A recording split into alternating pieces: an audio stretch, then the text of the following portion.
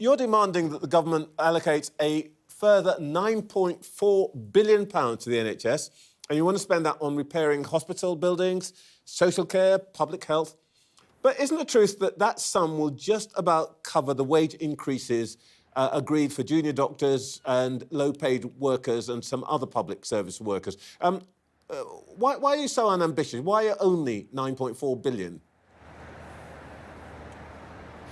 Well, Liberal Democrats set that programme out during the general election. It was the most ambitious programme put to the British people for our NHS and care system. I'm really proud of it. And if you look at the polls, it was one of the main reasons that so many voters backed the Liberal Democrats the last election. We got our best result for over 100 years with 72 MPs. And so what I want to do in this Parliament is, yes, be the champion of the NHS and care. And I want to make sure that as we put forward our ideas, we repay the trust that the electorate put in us. You know, Trevor, I remember when we lost the trust of the voters, and we've had to work really hard to build it back through those by-elections, local elections. And I think we've really made a step forward in the general election, but we shouldn't take that for granted. That's what the Conservatives did. I'm not going to do that. We're going to work every day to keep that trust, to earn that trust, to repay that trust. And that's why we're going to focus on the NHS and care and put forward some bold proposals. And I think they're much bolder than you're suggesting. Well, I don't think so, because, as I said, you've just covered the pay increases. But let's deal with, if you like, the bold proposition.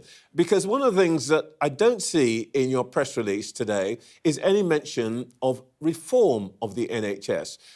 Would you, for example, support Wes Streeting's aim of using the private sector more in the NHS?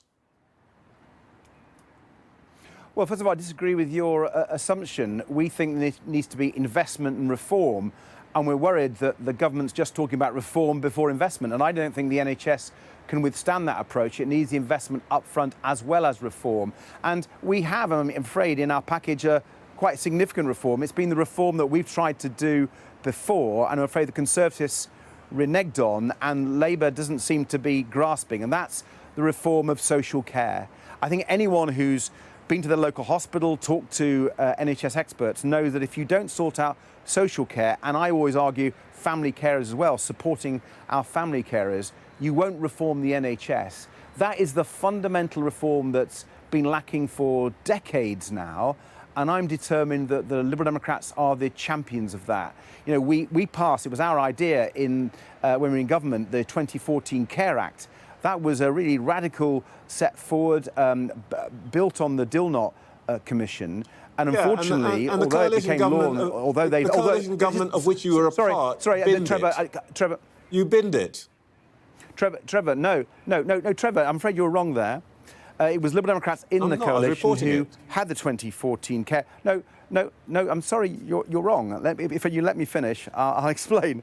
The 2014 Act was passed really by Liberal Democrats. Conservative MPs at the time voted for it. And then after the coalition, the Conservatives binned it. And we criticised them for it. And they binned it, and it was a real disgrace. There is about 1 million people, pensioners and disabled people, who, if they'd kept what Liberal Democrats had put forward, would be getting care now. And they're not. And that is one of the major reasons why the NHS is under such stress, Trevor. Because if we sorted out social care as we tried to do... Can I come back to what you've actually said about the NHS? Because all you've said today is put more money into it, 1.1 billion for infrastructure, etc., etc. The reason I'm asking you about this and why I think that the issue of reform and being specific reform matters is that more money doesn't seem to be solving the NHS's problems.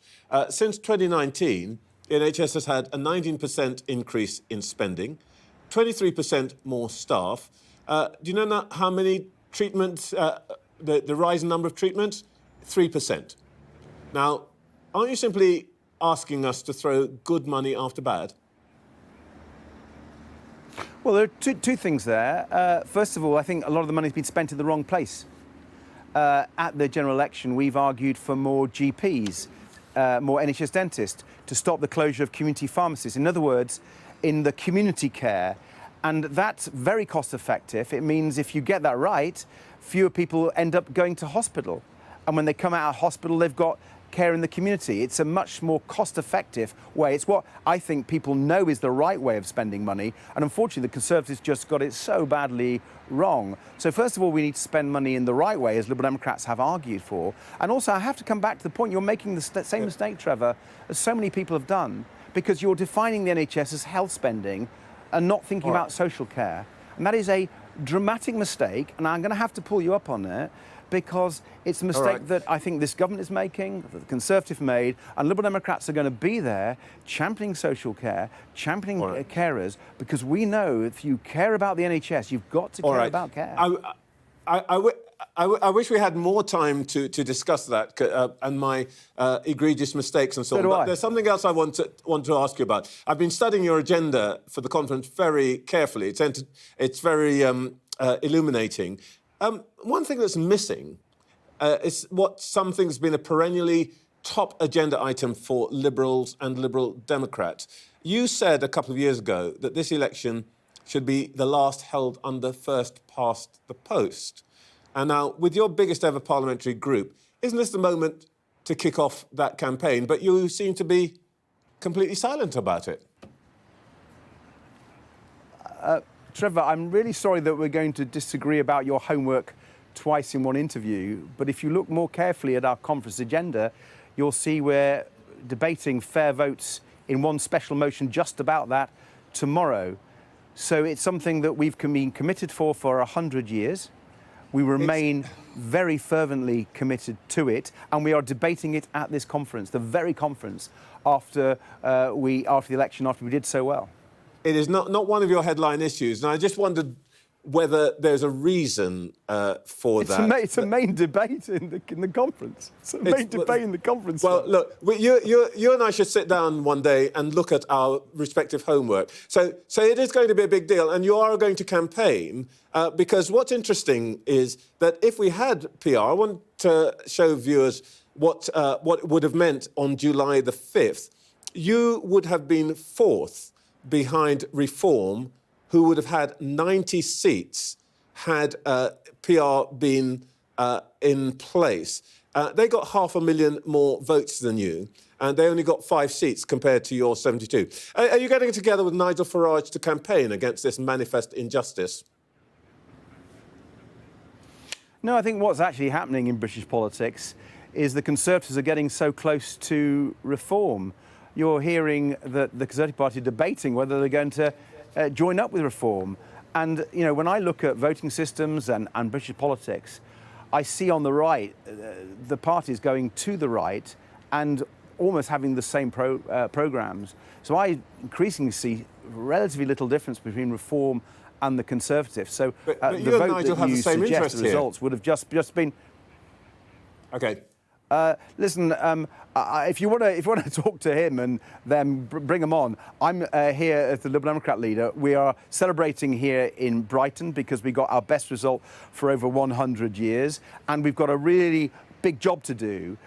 We need in our parliamentary democracy a good opposition. The Conservatives are incapable of providing that. I'm determined we are the best opposition, where we're able to oppose the government where we disagree with them, where it's clearly wrong on things like not investing upfront in the NHS and the winter fuel payment, and we'll support them if they do the right thing.